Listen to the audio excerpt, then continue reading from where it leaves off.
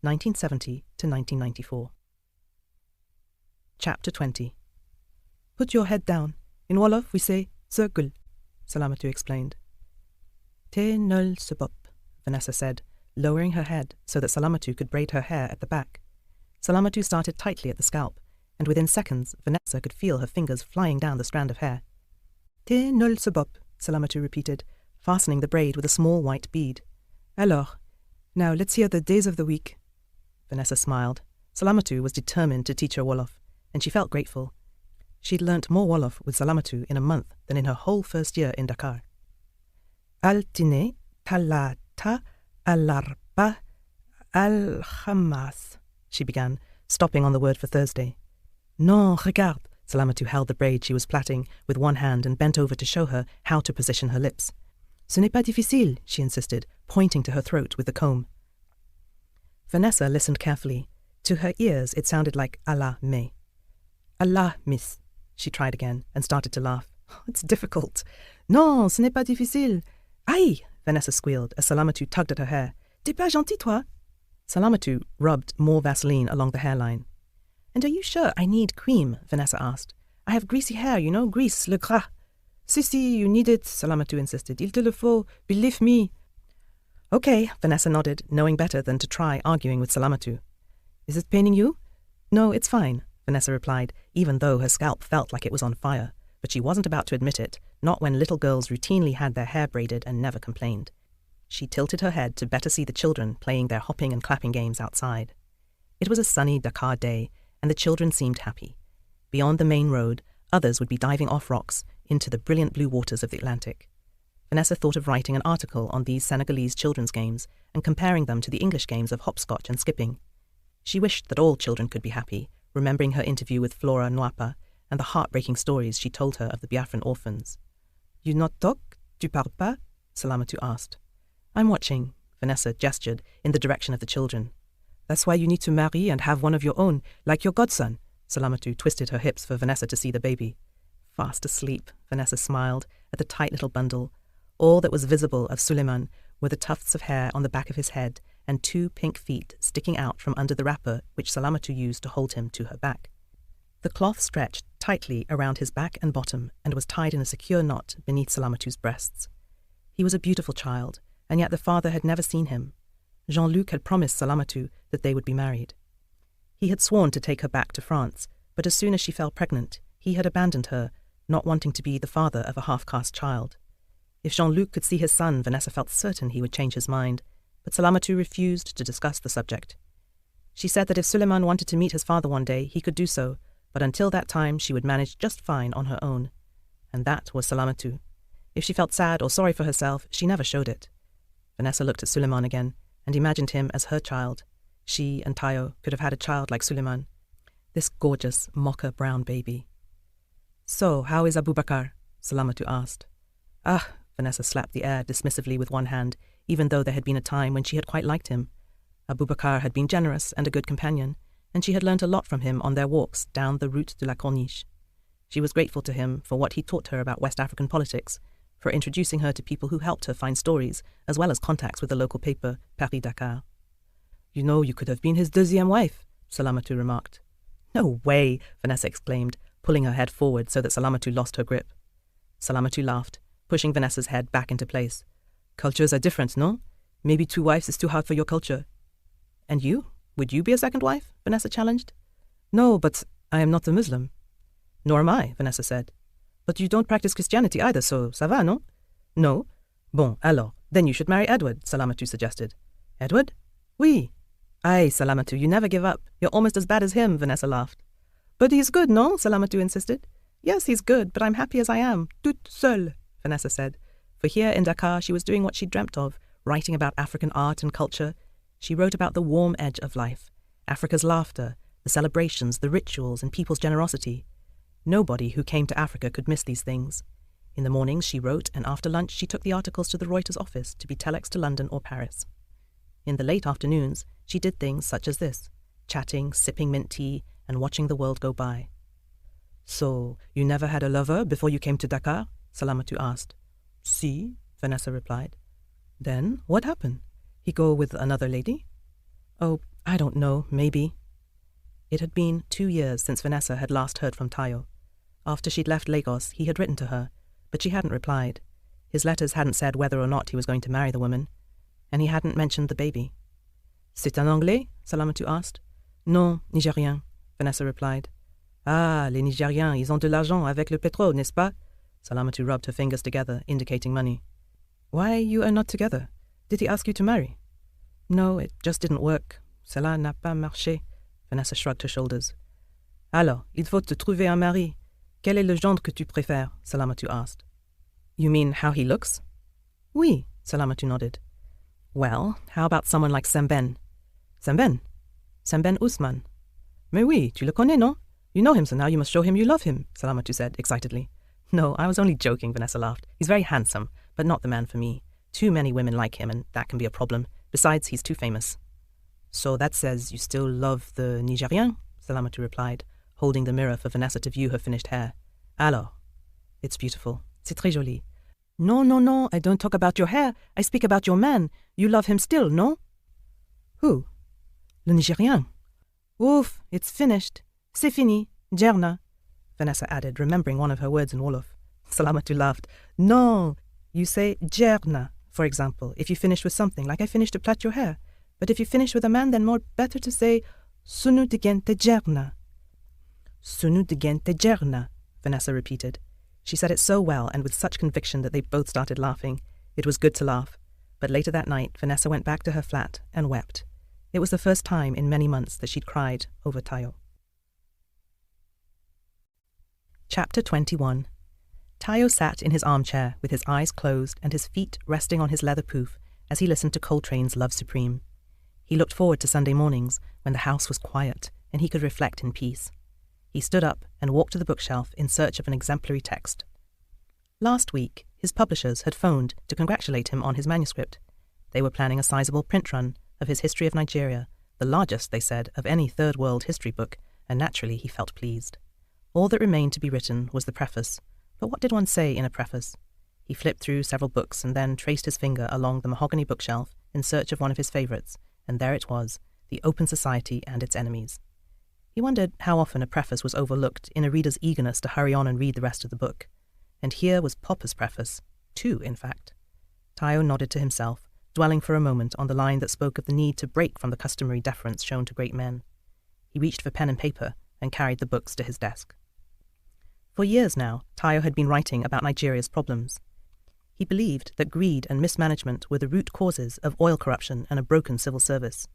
He also believed that the West, through the World Bank in particular, exacerbated his country's problems.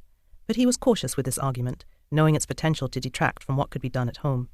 He was also determined never to treat Nigeria's problems as insurmountable, and in 1984, when others were saying that the country's many cultures and ethnic groups were never meant to coexist, Tayo disagreed.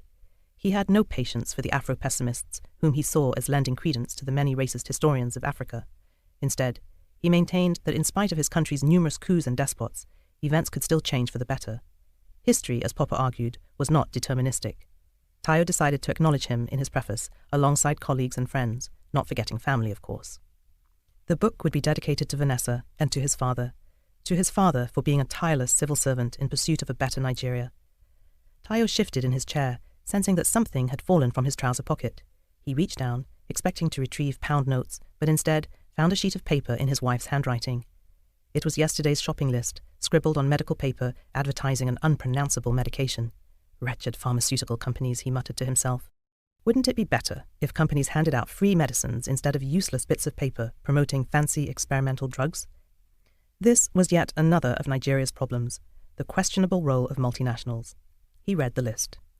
Maggi cubes, corn oil, large size, tomato puree, treetop squash, mango or lemon, Ribena, Bonvita, Lipton's tea, Quaker oats, margarine, Flora, Baby Bell Dutch cheeses, pick coldest, Dairy Lee cheese, Wall's ice cream, golden syrup, not local brand, Omo, Lux, and 1 bar of imperial leather.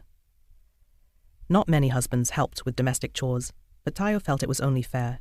After all, his wife worked out of the house just as much as he did, more if you counted her night shifts. Like most professionals, they employed a house servant and gardener, but some things they preferred to take care of themselves. Most Saturday mornings she gave him a list and he did the shopping at Kingsway, while she haggled with the traders selling fresh fruit and vegetables in the car park outside. She enjoyed bargaining and was good at it. He was not, hence his relegation to Kingsway. Usually, after the food shopping, his wife would stop at Challenge Christian Bookshop, and he would use this time to browse arts and crafts displayed in the stalls across the street. She didn't like him buying from these traders, whom she claimed inflated their prices for tourists, but occasionally he chose something small, some glass beads or a leather bag for his daughter. He knew the prices were high, but they were still far cheaper than the imported trinkets sold in Kingsway's household section. He never made a fuss about this to his wife, but he didn't like it when Nigerians shunned local products, preferring to import all manner of things like Quaker oats and golden syrup, bearing the royal stamp of approval, by appointment to Her Majesty the Queen. Tayo shook his head at the hypocrisy of it all, wishing his wife would see things his way. Yet he knew he was being unfair, petty even, to criticize her. If she wanted her few overseas luxuries, so be it. She worked hard for them.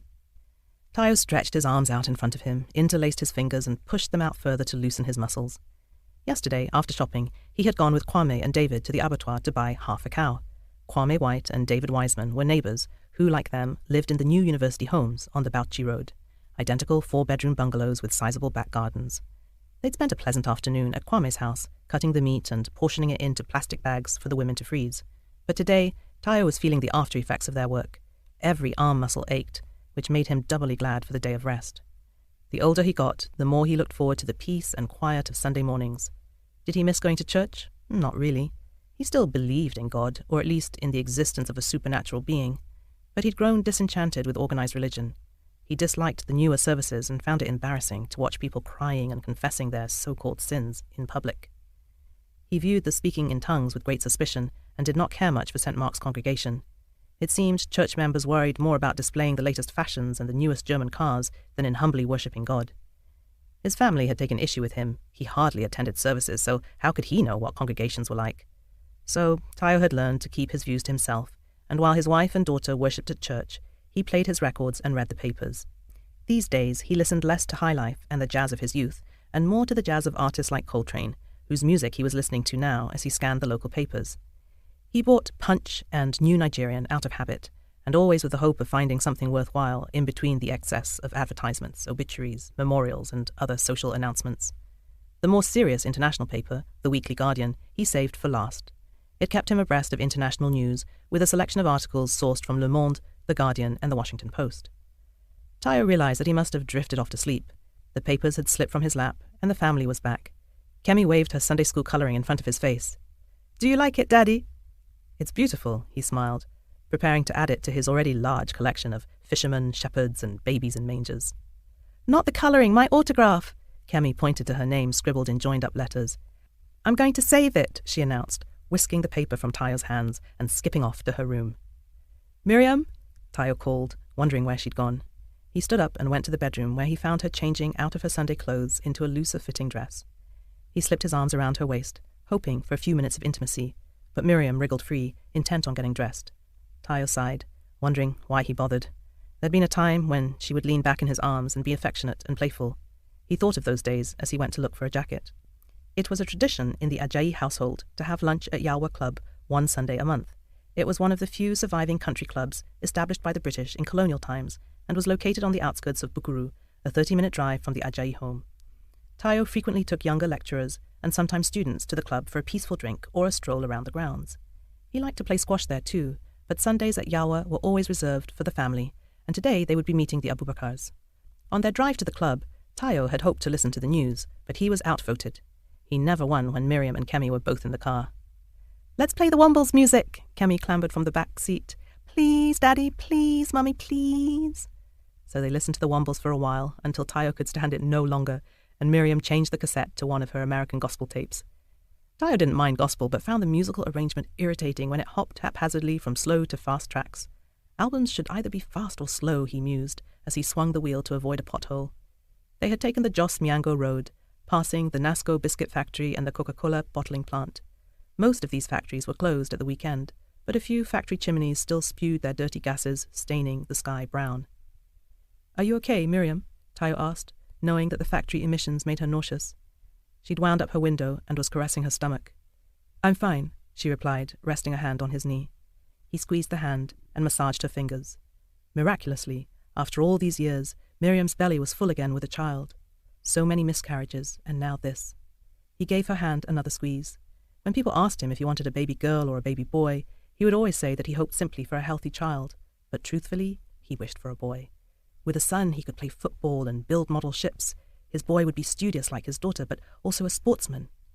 He had already thought of names. Adeni Oluwakayode Pele. Adeni after his father, and Pele, of course, after Pele. He'd even thought of adding Segun to the names in honor of his own country's footballer, Segun Odegbami. And wasn't that the beauty of giving many names to one's child? But of course they could not all revolve around sports. When they arrived at the club, Tayo parked the car in the shade of the frangipanis. It was the coolest spot and close to where they would eat. "Ranka dede," Ibrahim called out in greeting as they entered the lounge. "Sanu," Tayo replied, smiling at the waiter's exuberance. "Make I go get drinks, sir?" Ibrahim asked. "Yes, the usual." That meant a dubonnet for him, Fanta for Miriam, and a Sprite for Kemi. In Tayo's 7 years of coming to Yalwa Club, little had changed. The sweet and spicy aroma of curry always hung in the air, accompanied by the clatter of pots and pans from the kitchens in the back. There was also the put-put sounds from people playing pool in an adjoining room and the steady whir from overhead steel fans that blew a gentle breeze. The decor, too, remained the same: velvet settees, leather-topped side tables, withering cacti, and African violets in clay pots. There were also 2 oversized pictures hanging from the wall, one of Her Majesty the Queen, the other of President Shagari. Through the open doors, Tayo could hear the faint sounds of excited children playing by the pool. Miriam and Kemi stood up to go outside while he waited for the drinks. He watched them leave and then gazed for a moment at the president's picture.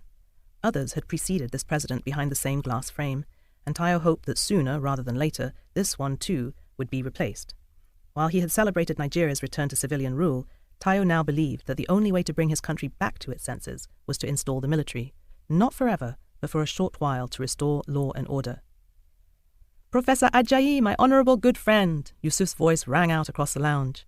"My honourable good friend," Tayo answered, standing up to greet Yusuf, whose stomach was what greeted people first these days, a decidedly large and unorthodox beer belly. People joked that Yusuf's size came with a good life. He had recently been appointed district manager for NEPA, while his wife held a senior position at NTA. However, life for the Abubakars was not as easy as it looked from the outside. They had lost their first 2 children to sickle cell anemia, and for a long time didn't know whether the youngest 2 would suffer the same fate. Thankfully, Isaac and Dari were healthy. Yusuf embraced Tayo in his dashiki, and then moved on to greet others whom he recognized in the lounge. Tayo marveled at Yusuf's temperament, always jovial and seemingly at ease in any setting. By the time Yusuf had dispensed all his greetings, the whole room smelt of his cologne. He'd made his mark. Yusuf knew everyone in Jos, from the Lebanese to the Indians, the British, and most of the Nigerians. One minute he could be heard speaking Pidgin, then Hausa, or English with the Yorkshire accent he'd never lost, and even some Yoruba these days, depending on who happened to be around. And it wasn't just linguistics that Yusuf juggled so smoothly, but everything, it seemed to Tayo, right down to the clothes he wore. Today it was a dashiki, but he might just as easily have donned a safari jacket or a 3-piece suit.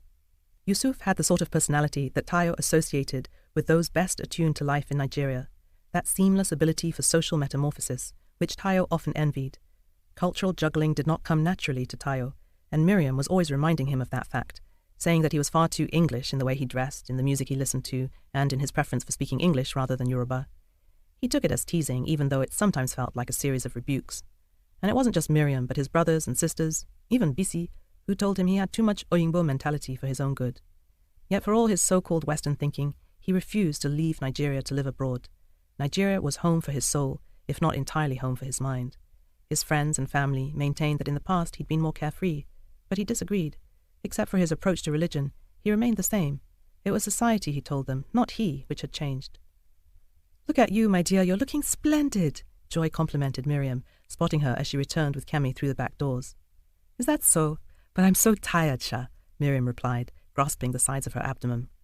Her stomach was big like a watermelon, and it made Tayo anxious. He worried, as he had done when she was carrying Kemi, that her slender frame would not withstand the pregnancy. "How many months is it now?" Joy asked. 5, Kemi answered for Miriam before dashing back outside to play with her friends. Tayo remembered how Miriam had at first wanted to keep it a secret from Kemi until the pregnancy became visible. He did not hold strongly to these cultural beliefs, but played along for Miriam's sake, although in the end there was little they could hide from their curious 6-year-old. "Professor Ajayi is a very lucky man," Yusuf chuckled, grasping Tayo again by the shoulders. "And you're looking stunning, my dear Miriam." As does Joy, Tayo thought wistfully, finding Joy carefree and sensuous in the way that Miriam used to be. The 1 o'clock gong sounded, and Tayo led both families to the long table where waiters in white suits and red cummerbunds were serving the guests white basmati rice and bright yellow curry. It was then self-service from a line of silver trays, each with its own condiment, shredded coconut, green pickles, purple onion rings, sultanas, tangerine segments, sliced banana, and tomato. Soft white rolls were brought to the table with shavings of butter floating in ice water to keep them from melting. "You know there's going to be a coup soon," Yusuf announced when everyone was seated. "But until the BBC says it's so, it's all rumour," Tayo asserted, smiling to himself at this unconscious borrowing from his father. He remembered Baba saying it on the weekend of Nigeria's second military coup, and he had wondered then whether Baba really believed that the first accurate news would come from the BBC, or whether he'd made the announcement to distract the men from their anxieties. "We just need a strong ruler," Yusuf broke into Tayo's thoughts. "Someone who can bring discipline to this country. Corruption. That's the problem with this place. Corruption. Wallahi." Yusuf pounded the table with his fist. "We need a dictator, like Rawlings. Even Idi Amin," he added, shaking his arm to straighten the Rolex that hung loosely around his wrist. "How about Jimmy Carter?" Kemi offered. "Please, Yusuf, don't exaggerate," Joy said, ignoring Kemi's question. The Abubakar children spoke only when spoken to, and Tayo worried that he and Miriam had spoilt Kemi. Baba would never have stood for so many interruptions, and yet Tayo knew he should not compare. He had never wanted to be as strict as his father. "No, I'm serious," Yusuf insisted. "I'm telling you that unless this country is ruled by force, we're all doomed. Yes, now force. Just look at our property. Did we tell you, Tayo, what happened when we came back from Florida last year? We got to our place, our place where we're building our small palace, and found no cement, no bricks, no nothing. The workers were stealing it all and carrying it to their villages to build their menene. So I sacked all of them, wallahi. Look, Nigerians are just too corrupt." "It's true," Tayo nodded. "This business of corruption is so bad. When I travel these days, I'm even embarrassed to show my passport." "Precisely," Yusuf stabbed the air with his fork. "You see, you watch everyone passing so smoothly through those immigration places in Europe until it comes to our Nigerian passport, and then the way they look at you, it's an insult. That's why I got myself a British passport. Yes, now, the end justifies the means, isn't it so?" Yusuf chuckled. "Was Jimmy Carter a dictator?" Kemi persisted.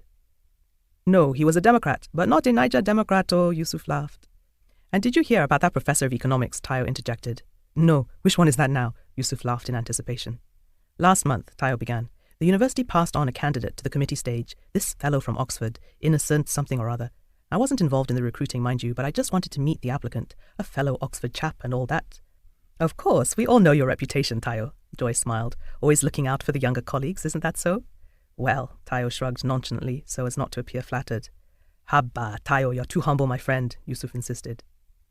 "Anyway, I called Innocent to my office," Tayo continued, "and straight away I knew something was fishy about the chap. He was sort of shifty-looking and telling me he didn't have much time to talk. And then I asked him which college he attended at Oxford. Do you know what he said?" "What did Mr. Innocent innocently say?" Yusuf asked, already laughing. "Oxford College." "Why is that so funny?" Kemi shouted, frustrated at being left out. "So then I thought, okay, let me just have some fun with this innocent chap," Tayo continued. "And I asked him, did you read economics at Oxford? Of course, as you know, there's no economics course at Oxford, only PPE. But this man just nodded, saying yes, yes, yes. And then," Tayo paused, trying not to laugh, but Yusuf and Joy were laughing so hard that it made it difficult not to do the same. "And then I said, so was Marx one of your tutors?" "Of course," the chap replied. "Yes, Karl Marx," he added. So there I was, even giving the foolish man the benefit of the doubt, asking if he knew Daniel Marx, and the chap thinks I'm talking about Karl Marx. Tayo struggled to keep a serious face. So then I asked him if he meant the one who died in 1883. And what did he say? "Karl Marx Jr. Can you imagine?" Yusuf's loud laughter, punctuated by fists pounding on the table, now had the whole room going. "Come on, Tayo," Yusuf spoke in fits and starts. "You exaggerate too much, but I like this story, "We simply need a God-fearing man in power," Miriam remarked, her words landing like a fly swat against their merriment. "Well, we certainly need someone who is not corrupt." Tayo wiped his eyes. "That's what we need. Someone like Awolowo." Tayo wished Miriam wouldn't always insist on a God-fearing man. He had nothing against the suggestion itself, but the predictability of Miriam's responses and her simplicity annoyed him even more than their daughter's interruptions. Yet, when he'd first met Miriam, it had been that very simplicity, her youth, and her unwavering faith in God that he liked. So why did these things now bother him? At least she hadn't joined the Alajira Church or any of the cults popping up like anthills all over the country. He would never dismiss religion or faith, but he wished she were more questioning, or could at least engage with other people's ideas the way Joy did, for example. There was so much that he wanted to do, so much he wished to change in his country, yet Miriam showed very little interest. In the early years it hadn't been like this. They had discussed things together. Miriam had read literature and taken an interest in the courses he taught, but now she confined her reading to the Bible and Christian pamphlets. He couldn't help but wish she'd never fallen pregnant all those years ago, and that way they also wouldn't have gone through the trauma and heartbreak of losing the baby that had made things even worse. Doubly tragic. But no, he wasn't being fair. This was life, and they'd both decided to try to make it work. And maybe it had worked, as well as could have been expected. Meanwhile, Yusuf was still talking and teasing Tayo about Awolowo. "I'm telling you, Awolowo is corrupt, no be so." Yusuf turned to Ibrahim, who had begun clearing their plates. "So, Oga, when you go be president?" Ibrahim asked, looking in Tayo's direction. "Me? You won't make I die? Never," Tayo laughed. "Make you bring me some of that your fruit salad." "And do you have sherry trifle?" Yusuf inquired. "Yes, sir. We also have bird-eye custard and ice cream." "Then make you bring all of them." "Yes, sir." Ibrahim dashed off to join the rest of the amused waiters, who stood idly in line at the back of the room. Look at this man, our black American brother," Yusuf exclaimed, pointing to a new arrival. It was Kwame, who had come with some friends for lunch. Tayo stood up, and they chatted for a while. "So how do you know Kwame?" Tayo asked, once the desserts arrived and Kwame had left. "We play tennis. The man's an Arthur Ashe, you know. I didn't realize he was that good." "Shows how little you know about your university colleagues. He used to be a Black Panther too." "Well, of course I knew that," Tayo smiled. "He's a good man, so dedicated to our country," Yusuf mused. Tayo nodded. They were all close friends now, but he remembered when Kwame first arrived and how aloof he'd been. It was only when Tayo told Kwame about his admiration for Brother Malcolm and the fiery Oxford debate of 1964 that Kwame grew more relaxed in his presence. Perhaps, Tayo mused, Kwame, like Miriam, found him too English and not quite African enough. The children had finished their ice cream and were eager to play in the pool, so the women took them away while Tayo and Yusuf stayed behind to drink tea and continue their conversation. "Golly, Marcus Jr. and Professor Innocent," Yusuf repeated, shaking his head and laughing. "Did the man even know any economics?" "Who knows?" Tayo laughed as they stood up. "But the man was smart enough at least to try bluffing his way into university." They walked slowly across the courtyard, past the building where the annual horticultural show took place, and where Scottish dancing was taught on Sunday evenings, the last vestiges of colonial days that seemed destined to linger. "Now, Tayo, remind me again, when is the baby due?" "We're told the last week in August." "Inshallah. Good, very good." Yusuf stared ponderously at his snakeskin slippers. "So, are you still considering that job at Birmingham University?" "Yes, still deciding." Tayo didn't need Yusuf to remind him that it was an attractive offer. It was a chance to teach in the African Studies Centre while completing his own research towards a PhD, yet he was reluctant to accept. Life would be better in England, offering a more conducive academic environment and greater financial security, but Tayo felt an obligation to remain in Nigeria if for no other reason than for his students. "And what does Miriam say?" "She thinks we should go." "You know you owe it to your family. You must be very careful, Tayo, how you criticize the government these days." "I take it Miriam told you to say that." "Look, my friend, you think we don't read your articles in the paper? You have to be careful, Tayo, I'm telling you. These guys aren't the small thugs we used to fight in Bradford. These ones have guns and armies, my friend." "But you know as well as I do that this government is corrupt." "Yes, and that's why I say we need a dictator. I don't want any of my friends losing their jobs for the sake of politics, and I'm not even going to mention losing your life." "So what do you propose?" "Look, Tayo, you're right to blame our leaders, but they don't work alone. They dance with Western governments and oil multinationals, and each one of them is taking a slice of our national cake. I don't need to tell you that." Tayo shook his head and sucked his teeth in irritation. "But Yusuf, change has always come from individuals, and we first need to fix our problems at home before thinking of changing the World Bank and all those people. Remember Nehru and Gandhi, Martin Luther King?" "Tayo, you know I can't talk books like you, but I can tell you one thing for sure. In this our country, don't make waves alone. Why don't you go into business instead? Take a break from the teaching." Tayo glanced at his wife sitting with Joy by the side of the pool and sighed. He resented those that criticized the government, but did nothing to change the status quo. Admittedly, Yusuf was not as bad as Ike, who had joined the government talking about the need for change from within while changing nothing. Yusuf wasn't that bad, but the suggestion to go into business irritated Tayo. He'd heard the line too often. He was fed up with it, and if anything were to drive him back to Europe, it would be this growing lack of respect for the pursuit of knowledge. He did sometimes wonder if he should have stayed in Europe in the first place, forging a serious career there many years earlier, and not just for his career. Other things might have been better too. "You have a good family." Yusuf repeated, as though he'd read Tayo's thoughts and decided to challenge them. As do you, Tayo muttered, watching his daughter dive underwater and out again. Look, Daddy, Kemi squealed with delight. I'm doing synchronized swimming like at the Olympics. I can see that, Tayo smiled. Show me some more. Kemi trod water and raised her hands high in the air. Does it look good, Daddy? Beautiful, Tayo smiled. Sometimes when he saw Kemi, it seemed impossible that she'd grown so big. It felt like yesterday when he'd held her in the palm of his hands, and now look at her, a potential Olympic swimmer. Oh, I almost forgot, I brought you some papers, Tayo added, taking them from his briefcase so Yusuf could borrow them. Yusuf thumbed approvingly through the Weekly Guardians. And when you finished, I'd like that article back. Tayo pointed to the one he'd circled. Yusuf studied the paper and read the title aloud. African Authors Write Back. Do you have a mention in this? Tayo nodded. His children's stories were mentioned. They were gaining greater international acclaim these days too, but that wasn't why the article was important to him. Hey, make you treat my papers properly. Don't bend them now, Tayo ordered, stopping Yusuf from rolling the paper into a tube. Now just paper now, Yusuf protested. It's not just paper, my friend. It's the person who wrote it. Vanessa Richardson, Yusuf read the name without recognition.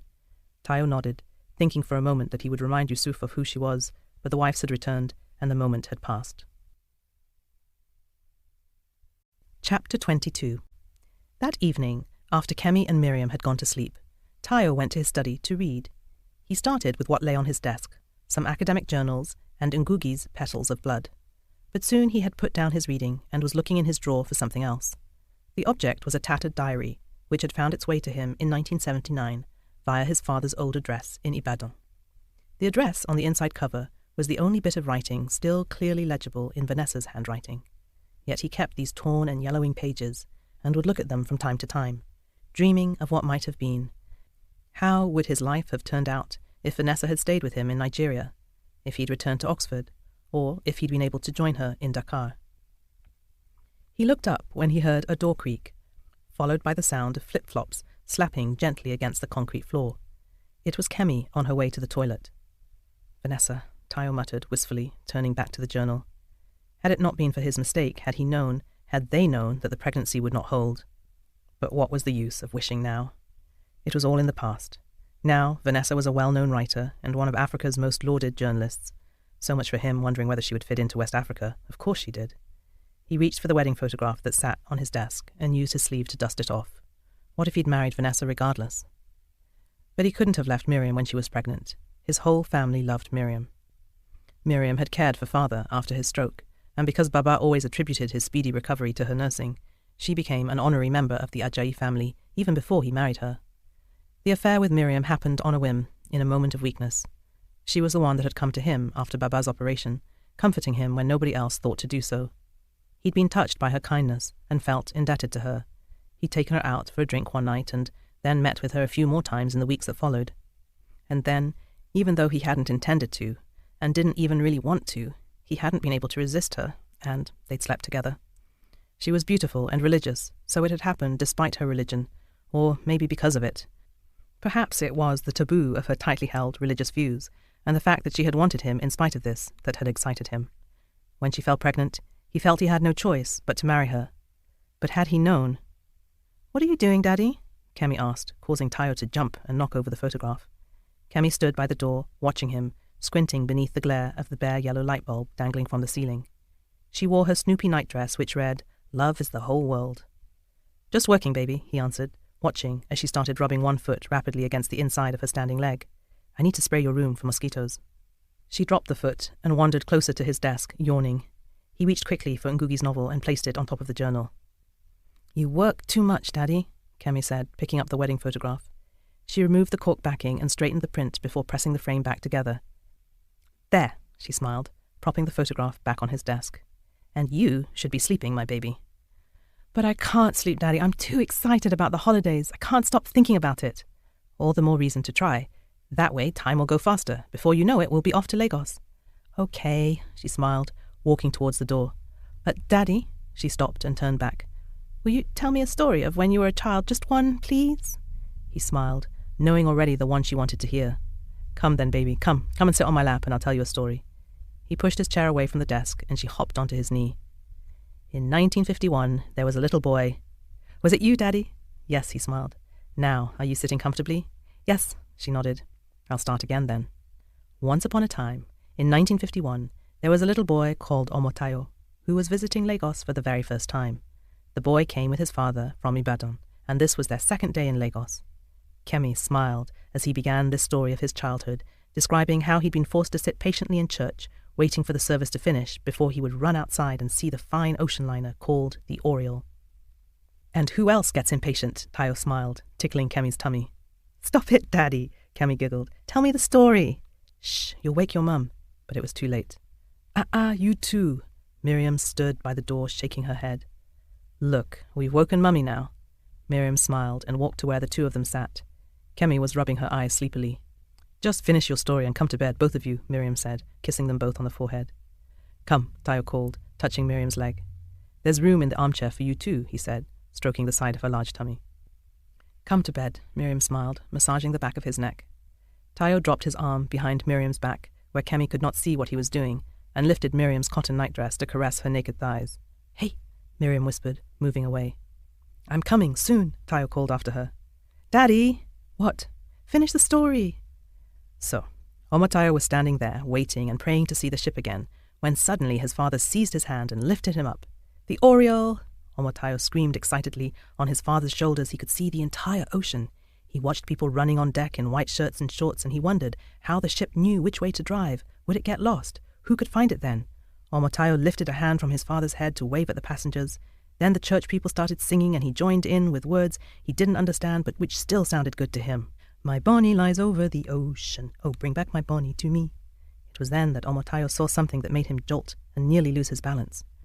His father said children couldn't go on ships, but look, there was a child just like him, held up by her mother. She must be what they call the maiden voyage. Was that me? Kemi interrupted. No, Tayo laughed. You weren't born yet. Was it Mummy then? Listen, Tayo smiled. Tayo wished with all his heart that the maiden were his friend. That way they could sail the seas together and see all the countries, the pirates, other ships and the sharks, everything. He would protect her, and they would find the golden fleece for their families. He felt very sad that he wasn't going on the ship, and he slumped on his father's shoulders.